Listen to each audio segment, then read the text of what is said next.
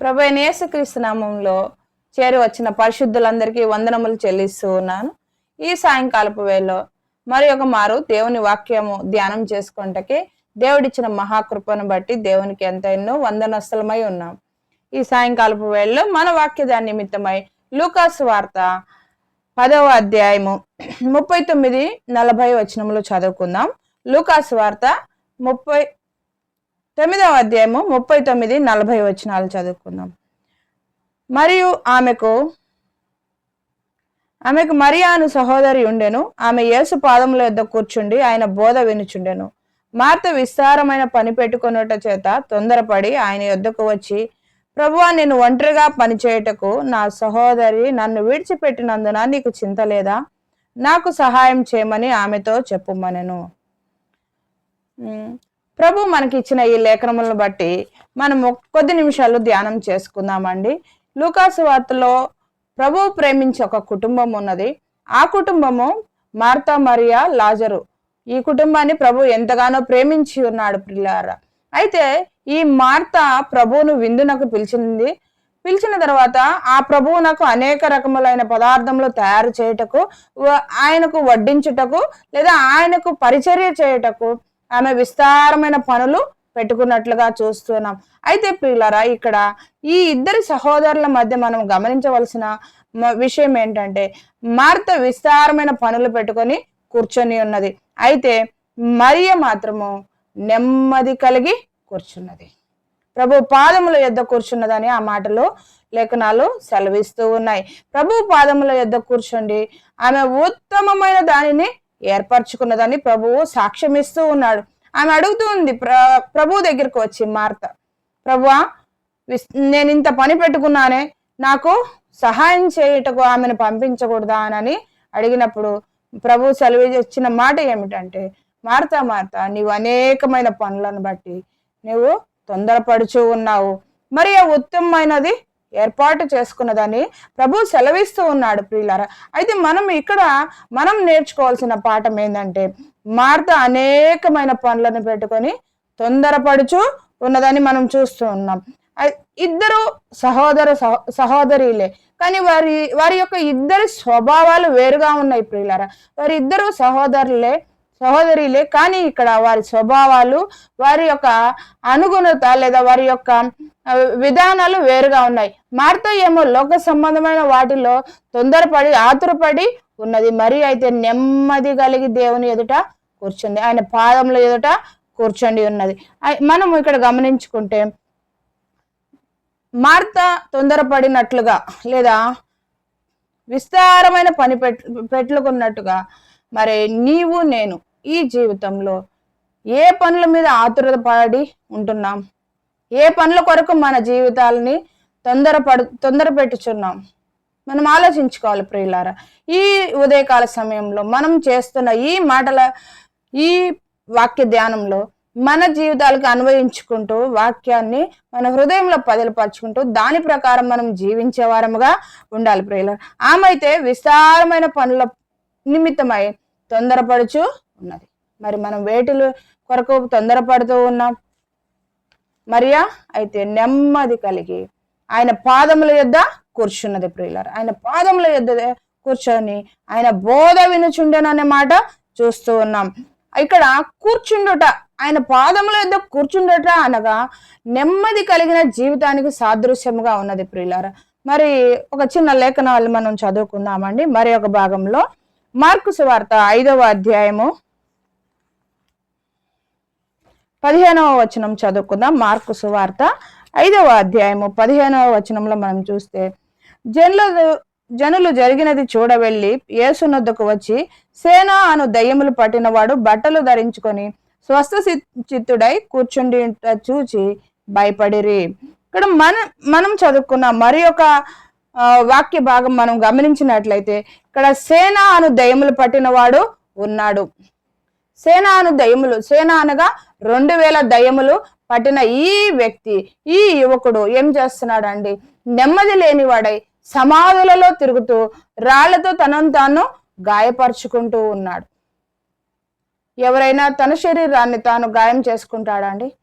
ఇతనైతే ఈ సేన అనేవాడు తన శరీరాన్ని గాయపరుచుకుంటూ ఉన్నాడు. ఎంతమంది సంఖ్యలతో అతన్ని బిగించినప్పటికీ కూడా ఆ సంఖ్యలను తెంచి వేసుకొని వెళ్తూ ఉన్నాడు. ఆయన సమాధుల్లో తిరుగుచు కేకలు వేచు తిరుగుతూ ఉన్నాడు. ప్రియురా, మనం గమనించుకుంటే సమాధుల్లో ఎవరు వాసం చేస్తారు? దీన్ని ఆలోచన చేసినట్లయితే ఎవరు చేస్తారండి? చనిపోయిన వారు మాత్రమే సమాధుల్లో ఉంటారు. మనం ఎక్కడ ఉండాలి? మన జీవితాలు ఎక్కడ ఉన్నాయి? దేవుడు సెలవిచ్చినట్లుగా ఎఫెసీ పత్రిక 2వ అధ్యాయం 1వ వచనంలో మనం గమనించుకున్నట్లయితే, మీ అపరాధముల చేతను మీ పాపముల చేతను చచ్చిన వారై ఉండగానే లేఖనాలు సెలవిస్తున్నాయి. మనం ఎలాంటి బ్రతుకు కలిగిన వారమండి? పాపులమైన మనము నెమ్మది లేని బ్రతుకు కలిగి, చచ్చిన బ్రతుకు కలిగి, కుళ్ళిపోయిన వాసన కడుతూ కంపు కొడుతున్న మన జీవితాలను ప్రభువు నెమ్మది పరచాలని ఆయన ఇష్టమై ఉన్నది. ప్రియులారా, మనం ఆలోచన చేద్దాం. నెమ్మది లేని మన బ్రతుకుల్లో ఆ ప్రియ ప్రభువు నెమ్మదినివ్వాలని ఆశపడుతూ ఉన్నాడు. నెమ్మది లేని స్థితి నుంచి కేకలు వేసే స్థితి నుంచి ఆయన నెమ్మదిగా కలిగి కూర్చుండే స్థితికి తీసుకురావాలని ఆయన ఆశపడుతూ ఉన్నాడు. ప్రియులారా, ఇలాగ నెమ్మది లేని నీ జీవితంలో ఆ ప్రియ ప్రభువు నీతో ఉండాలని, నిన్ను నెమ్మది పరచాలని, నీతో సమాధాన పడాలని ఆయన ఎదురు చూస్తూ ఉన్నాడు. నీతో సమాధాన పడాలి. మరి అటువంటి హృదయం నీకున్నదా? నెమ్మది లేని హృదయం నీకున్నట్లయితే ఆ ప్రియ ప్రభువు నిన్ను సమాధాన పరుస్తున్నాడు. నెమ్మది గల హృదయమును, నెమ్మది గల మనస్సును మనకు ఇవ్వాలని ఆయన ఆశపడుతున్నాడు. దయ్యములు పట్టిన వారిని ఆలోచన మనం చేసినప్పుడు, సేన అనే ఇతను వాని కాళ్లకు సంకెళ్ళు వేశారు, కానీ వాడు ఆ సంఖ్యలను తెంపుకొని వెళ్తూ ఉన్నాడు. అలాగే పాపి అయిన మానవుడు మతాల ప్రకారం, ఆచారాల ప్రకారం మానవుని మనస్సును, జీవితాన్ని క్రమపరచలేనివిగా ఉన్నాయి. పిల్లరా, ఈ మతాలు, ఆచారాలు అనే సంఖ్యలు మానవుని జీవితాన్ని ఎన్నటికీ క్రమపరచలేవు. సంఖ్యలు తెంపివేసే స్థితి అని దాని గురించి మనం ఆలోచన చేసినప్పుడు, లోబడలేని జీవితము అనగా మానవుడు లోబడని జీవితం కలిగిన వాడై ఉన్నాడు. నీవెలా ఉన్నావండి? లోబడలేని జీవితం కలిగి ఉన్నావు. మరి దయ్యములు పట్టిన వాడు సమాధుల్లో కేకలు వేస్తున్నాడని మనం చదువుకున్నాం. కేకలు వేస్తున్నాడు కదా. పాపి అయిన మానవుని జీవితంలో నెమ్మది లేదు కనుక ఆ పాపి ఏం చేస్తున్నాడు? నేను అపవిత్రుడను అని కేకలు వేస్తూ ఉన్నాడు. మరి ఇంతటి దుర్భరమైన దుస్థితి ఉన్న మానవుల ఎడల ఆ ప్రియ ప్రభువు నిన్ను సమాధానపరచాలని, ప్రతి మానవుని సమాధానపరచాలని, నెమ్మది పరచాలని ఆయన ఎంతగానో కోరుకుంటూ ఉన్నాడు. అపవిత్రాత్మలు పట్టిన వాని సంగతి మనం ఆలోచన చేసినప్పుడు, రాళ్లతో తనను తాను గాయపరుచుకునేవాడని లేఖనాలు చూస్తున్నాం. ఇలా అయితే లోకంలో మనకు మనమై లేదా తన శరీరానికి తానుగా గాయపరుచుకునే వ్యక్తులు ఎవరైనా ఉంటారా అండి? అలా ఆలోచన చేసినప్పుడు అలాంటి వ్యక్తులు ఉండరు. కానీ ప్రతి వ్యక్తి తనను తాను గాయపరుచుకుంటున్నాడని లేఖనాలు గట్టిగా సెలవిస్తూ ఉన్నాయి. ఈ త్రాగుబోతుల వాడే ఆ మాదక ద్రవ్యాలను మనం గమనిస్తే దాని మీద ఇంజూరియస్ టు హెల్త్ అని రాసిన. మరి అవి గాయపరిచేటివి, తమ శరీరాన్ని, ఆరోగ్యాన్ని గాయపరిచేటివి అని తెలిసి కూడా మానవుడు వాటిల్ని తన శరీరంలోనికి పంపిస్తూ ఉన్నాడు. దాని ద్వారా అతను శరీర రీతిగా, ఆరోగ్య రీతిగా నష్టపోతూ ఉన్నాడు, గాయపరుచుకుంటూ ఉన్నాడు తన ఆరోగ్యాన్ని, జీవితాన్ని కూడా.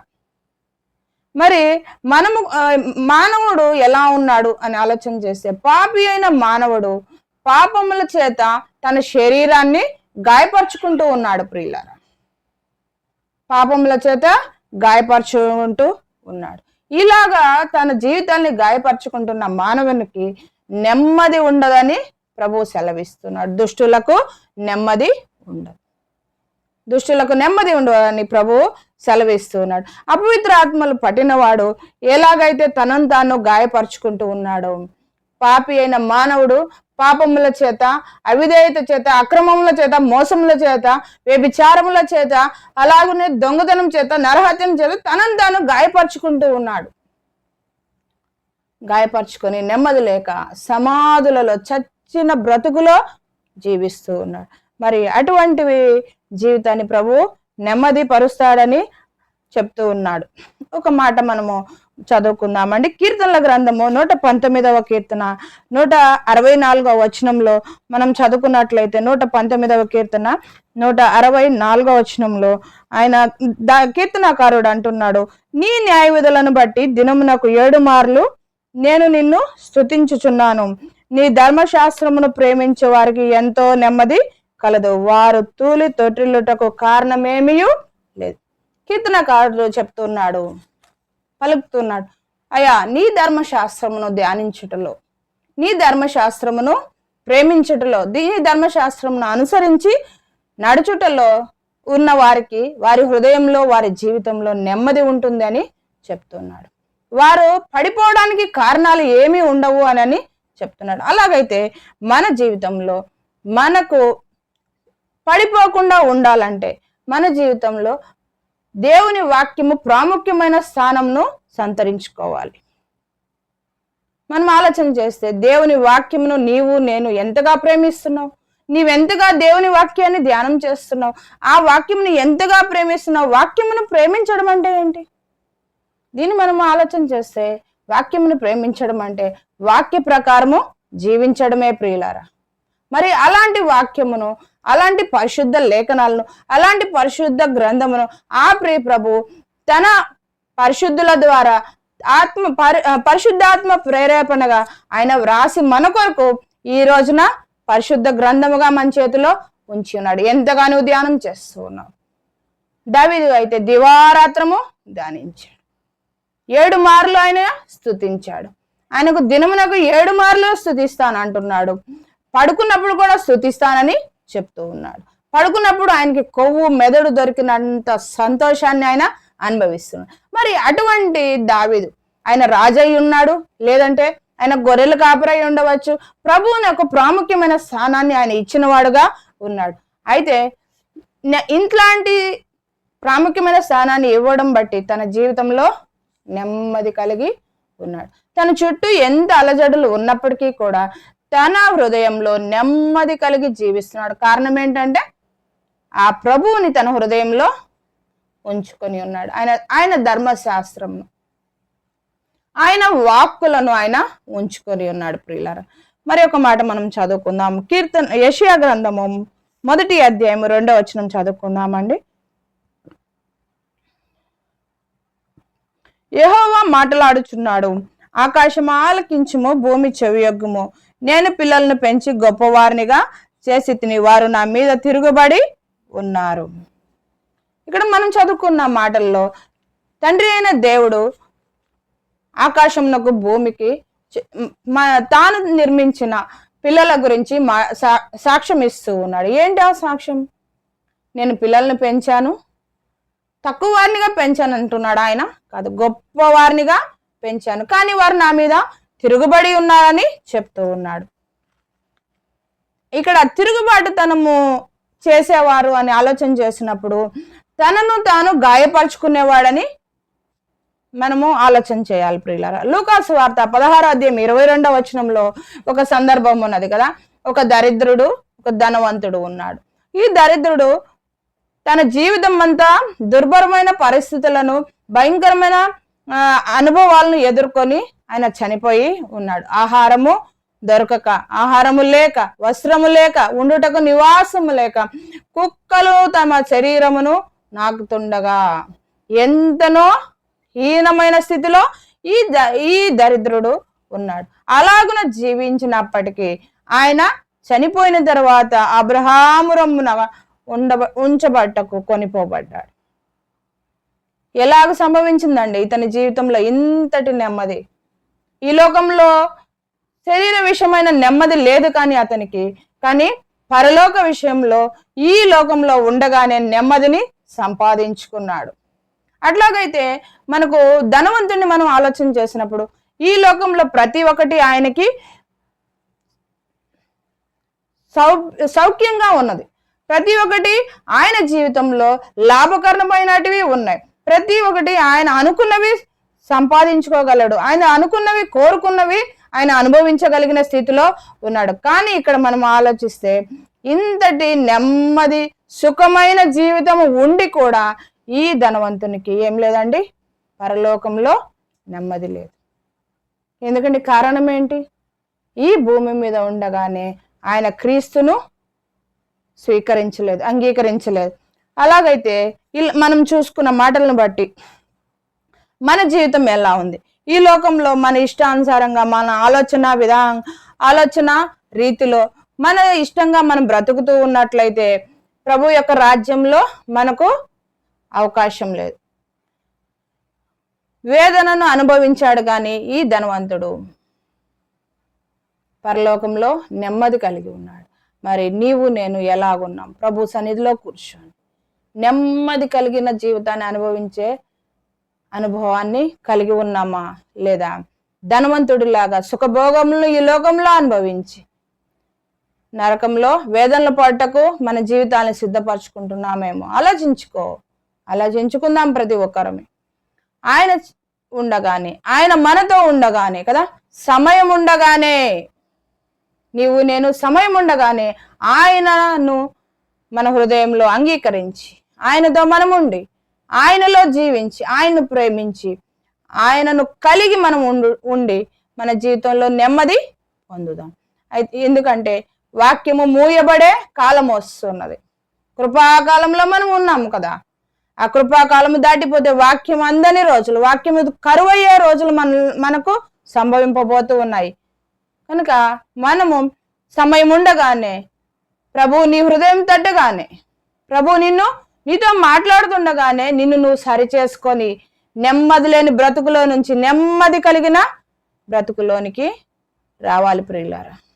యెషయా గ్రంథంలో ఒక మాట ఉంది కదా, దుష్టులకు నెమ్మది ఉండదు అని సెలవిస్తూ ఉన్నాడు.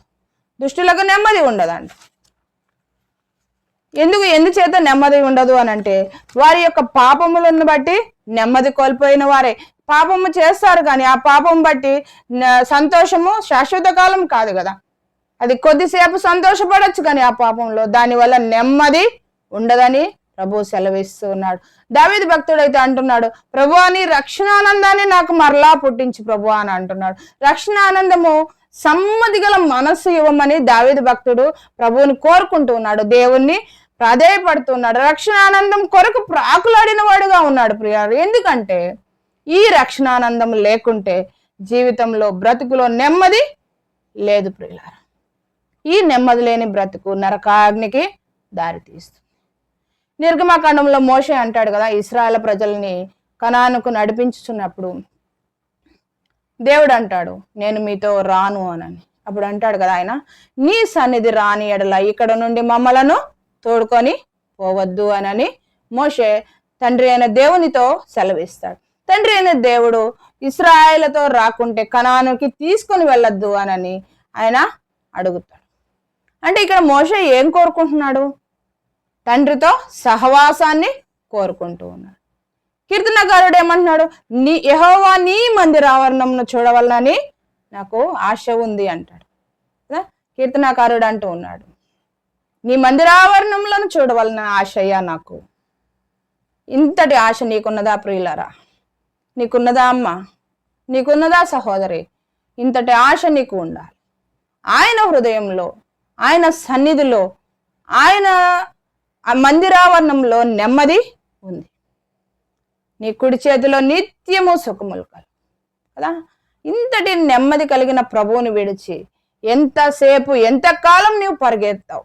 ఎంతకాలం నువ్వు నెమ్మది లేని బ్రతుకు వైపు పరిగిస్తావు? ఎంతకాలం నెమ్మదిని వెతుకుతావు? అసలైన నెమ్మది ప్రభువులో ఉంది కనుక ప్రభు వైపు చూడు. ప్రభు వైపు చూస్తే ఆయన నేను నెమ్మది కలిగిన జీవితంలోనికి తీసుకొని రాగలడు.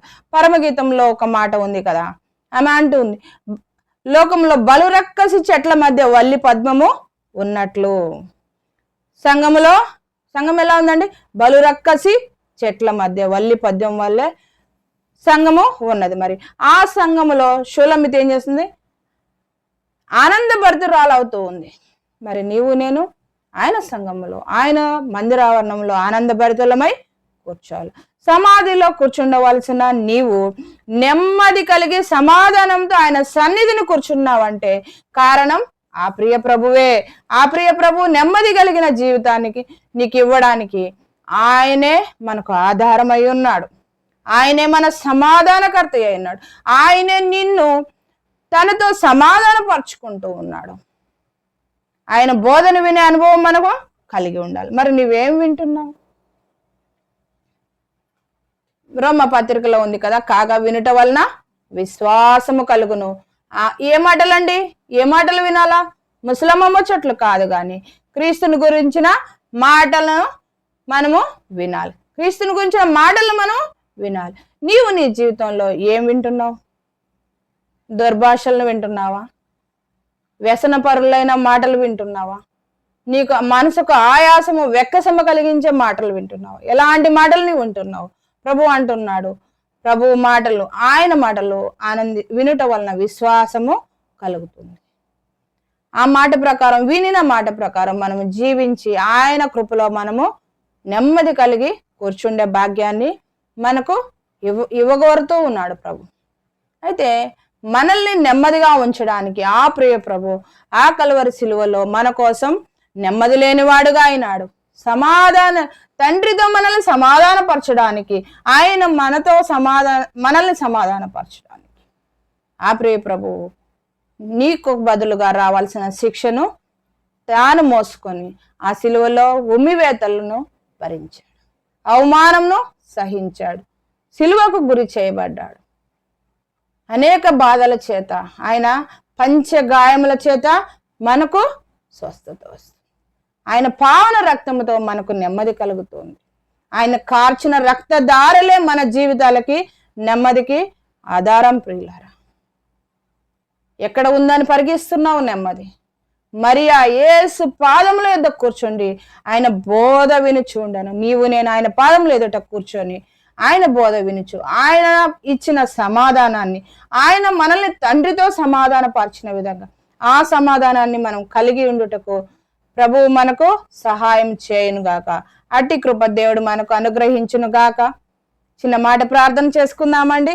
వాక్యం విన్న సహోదరులందరూ, ప్రియులందరూ ఈ వాక్య ప్రకారం జీవించుటకు దేవుడు మనకందరికీ కృప అనుగ్రహించును గాక.